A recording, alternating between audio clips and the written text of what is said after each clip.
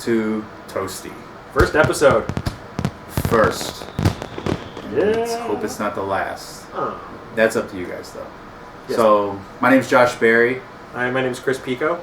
Basically, we're just going to sit and talk about things we're interested in. So, I've basically been a gamer my whole life. Still am.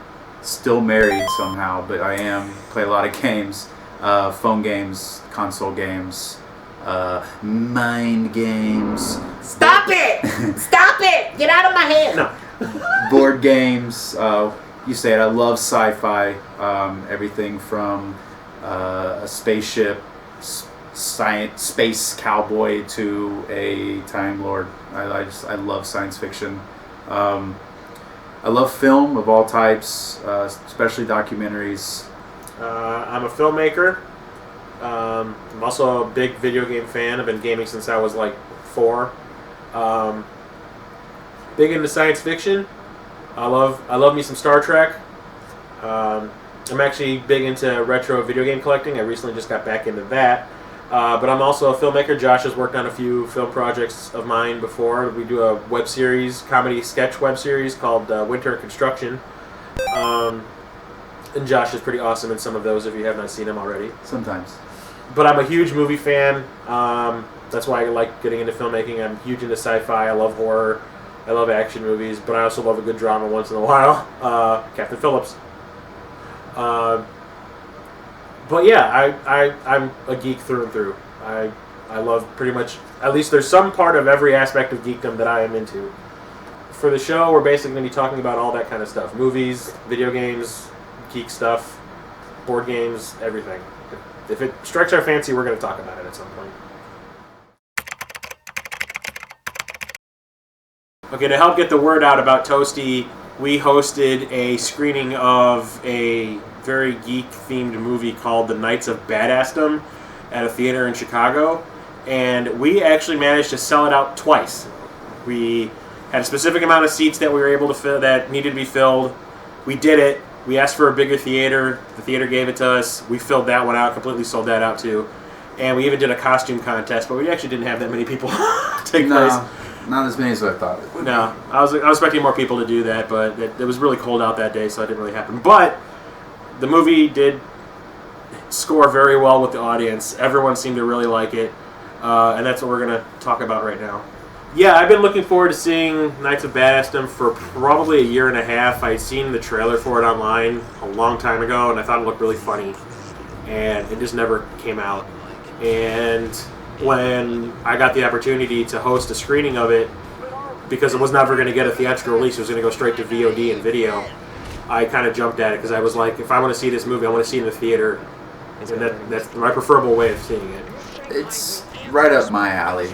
It's where it was goofy but not over the top. You know, it wasn't anything that you kind of laugh because it's ridiculous. But I mean, the jokes and stuff were all D&D, LARPing type of jokes, and the acting was great in it. I mean, it's one of those movies that you had me at Peter Dinklage. So that was when I heard that he was starring in it.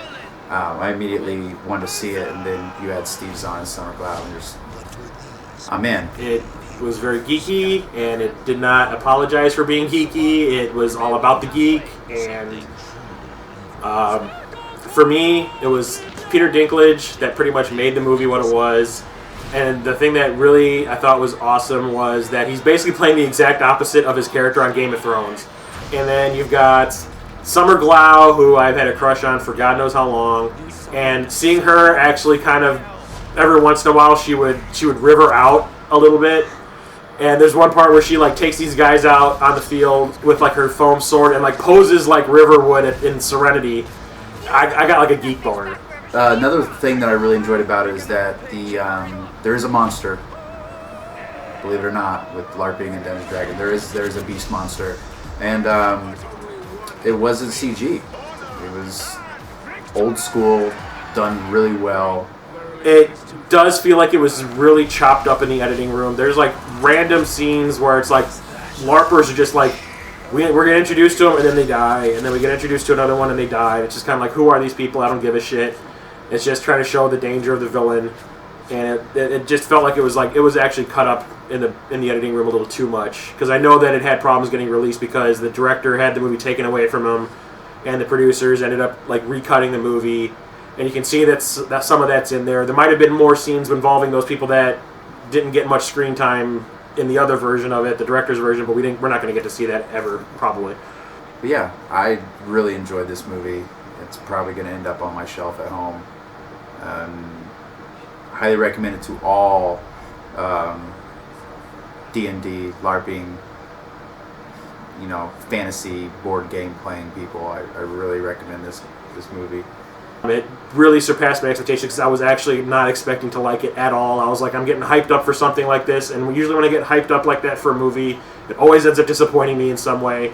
This one actually lived up to the hype that I set for it, and I was really happy that I saw it, and I was glad that everyone at that screening seemed to enjoy it as well, because it got not a standing ovation, but there was a nice round of applause after it was over, and that kind of put a smile on my face. Yeah, it's a really well-made movie, and it's a shame that it's not going to get seen by more people, that it didn't get the chance to play in theaters everywhere. Maybe. Yeah. But it definitely has a lot of the things it takes to become like a cult or like a DVD-selling cult film 5-6 years down the road. This movie was toasty. I thought it was totally toasty. Yeah. It was epic toasty. Yeah, and highly recommend it. Yes. Also, to everyone who showed up that night of negative degree bullarchy, we appreciate it. That was and you get a discount on the Blu-ray when it comes out. You do. Totally. So, but yeah, thanks again for everyone who came out and it was a lot of fun. Blizzard made it a lot of fun. Especially the people that showed up in costumes. Yeah, marbles. You guys got marbles. Yeah, big brass ones. Yeah.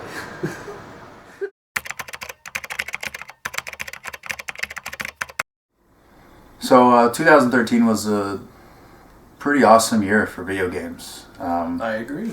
I was actually bought quite a few games this year. Didn't GameFly them. Not until GameFly likes the show and gives us a subscription for free. So, but I would have to say my favorite game of the year was Borderlands 2. I'm a huge fan. I was a huge fan of Borderlands 1. They sold me on that one. Number 2, they put a little more time into, a little more money, and it definitely shows. It's a much broader game, especially if you're into the whole first shooter / RPG that has 1 million weapons, literally 1 million guns. Is that one where you can like craft your own stuff out of anything? No, you can't. There was rumor that they were going to do that. The way they do it, they set it up to where they break a gun down in certain parts and buy certain type of gun. So SMG, pistol, sniper rifle, assault rifle, and then they rate them by different companies. Different companies do different things with their guns. So some companies do explosive damage. Some companies will do different type of elementals. Some companies won't do any elemental, have like a faster reload, bigger clip, more accurate. So different company means different style of gun, kind of fits with the different kind of way you can play the game. So it's kind of fun to kind of hunt around and do boss raids. Different bosses drop different sort of guns. Sometimes you got to beat them 100 times to get that one rare gun. But it's kind of fun multiplayer game to run, jump in and out of games, just go with the flow, and the game doesn't have to stop until the host of the game actually signs out. The drop system sounds a lot like something you would see like in an MMORPG, like in World of Warcraft, like with purple and World of Warcraft being like the top tier drop, and then and I think it's white, green, blue, purple, and then gold, and then pearlescent. So it's pretty cool, and they all do different little things. Some guns, when you go to reload them, you throw them like a missile, and depending on how many bullets are in it, the more powerful it'll be, and then it just reloads back in your hands. That one's on my list to add to my collection. I do want to get that one. Yeah, it's I highly recommend it, especially if you like the skill tree style RPG, and that's my pick of the year. All right, so my favorite game of 2013 is The Last of Us for the PlayStation 3. It takes a lot to get me to cry. And this game had me crying in like the first 20 minutes. Don't ask me why. It's it's weird. The game knows what it needs to do to get you emotionally involved in it, and it does it very quickly. And it really surprised the hell out of me that it got me that quick. And the storyline is really disturbing. It is creepy. And the characters are written really, really well. The gameplay is really good. It plays almost like an Uncharted, but the storyline, it's seriously, it's like this 8-hour epic, apocalyptic movie that you're like participating in. And since the characters are written so well, you just can't help but get emotionally involved in it, and you really want to make sure that you don't do anything stupid to get these characters killed, because you want to see them persevere. And for that, I just could not get enough of this. I mean, I played the shit out of it. And I put off buying it for the longest time. I mean, this came out last April, in April or something. I didn't get it till Christmas. Yeah. But goddamn, dude. I mean, if you have not played this game, get your ass in gear and buy a copy of it, because this game is phenomenal. Naughty Dog's back on the top of my developers list. Yeah, they come a long way since Crash Bandicoot. Quite a long way. So yeah, that's my favorite game of the year. So today's episode we covered our picks for Game of the Year of 2013. Mine was Borderlands 2 on the Xbox 360. Mine was The Last of Us for the PS3. Both really awesome games. 2013 was a pretty good year. Hoping to see even more from 2014. Might actually get a PS4. And really like to see Square Enix get in play again. Get their shit together. Yeah, get in play. Not this Final Fantasy 13 stuff. Get back into play. Mm-hmm. Remember, it's the 30 to 35 year olds who are the reason why you guys are rich. Yeah. So make a game for us, please. Also, Knights of Badassdom was the movie that we covered,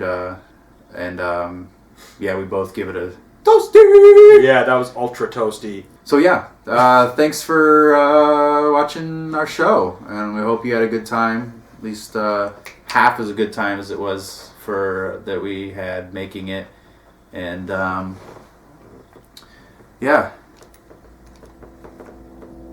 Feed the kitty, obey the kitty. Fuck you and the mustache you rode it on!